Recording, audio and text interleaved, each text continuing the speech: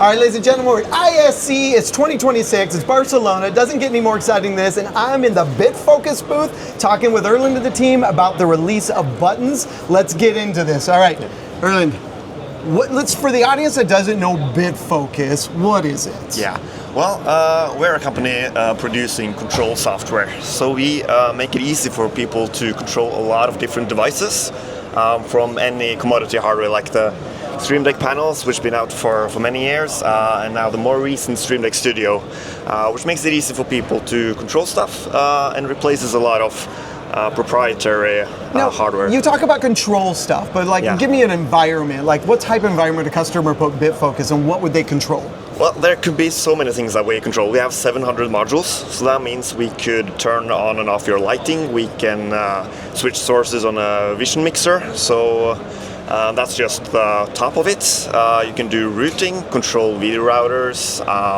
So the place you would have it is almost anywhere, from a meeting room to a production gallery to a you name it. Which is interesting because compared to traditional control software that would be shown here on this show floor, it's traditionally, hey, the conference room, the small auditorium, but you all are live production, commercial AV, you kind of cover everything.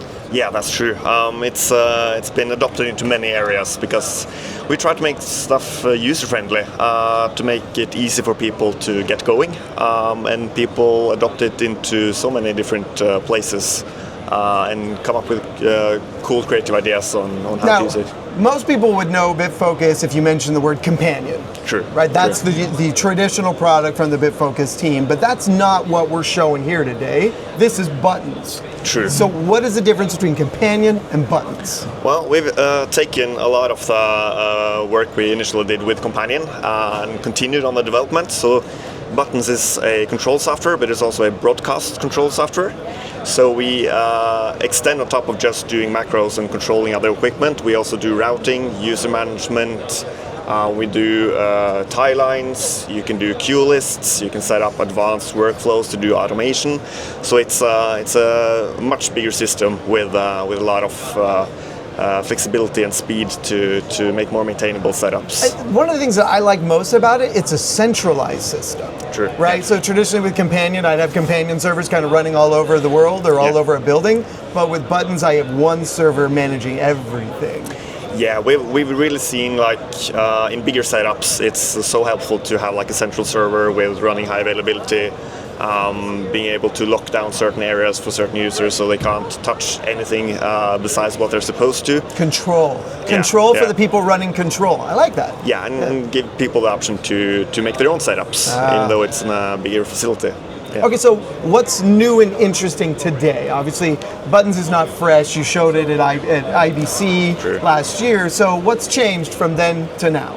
Well, the latest feature that we're about to release are tally management, so that you could easily work with red lights on your cameras and get any data outside and into the system and out again. And we worked on virtual bundles, which is helpful for a lot of bigger setups.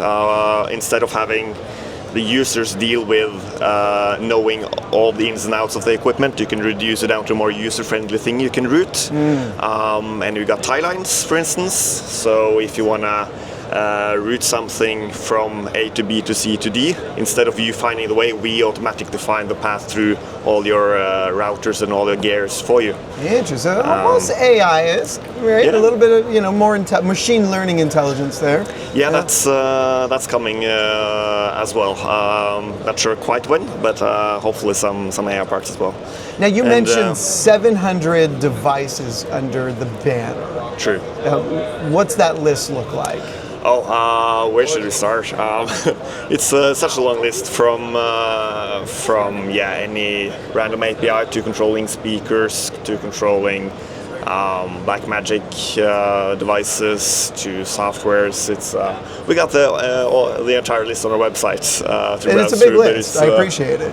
So if somebody was to go in there and say, well, this is my kit, and they go in the list and they can't find maybe a component that they're using, what do they do? Give us a message.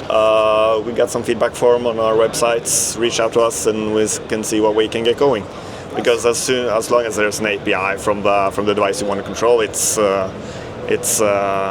definitely possible to get it adopted. And it's a lot of the module work is also driven by the community around companion and buttons.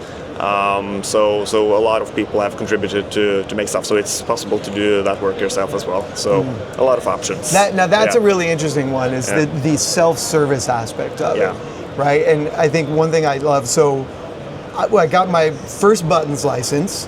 I had it installed and controlling something in a matter of about 15 minutes. And I can't think of another control platform that is that simple and easy to deploy, that I don't have to go hire $1 million programmer to get it done for me. No, and that's the way we think it should be. It shouldn't be that difficult to control stuff. So try to make it quick to set up and keep it user-friendly, definitely. Well, killer. Well, listen, everybody. Erlend and I are going to jump in and play with some of the new features. If you want to know more, hit the website at jbanda.com, talk to the sales team, or light up Bitfocus's website, hit the forum there, and get logged on as fast as you can. Because while it is software, I think it's going to go fast. So you better get yours now, and we'll see you all later.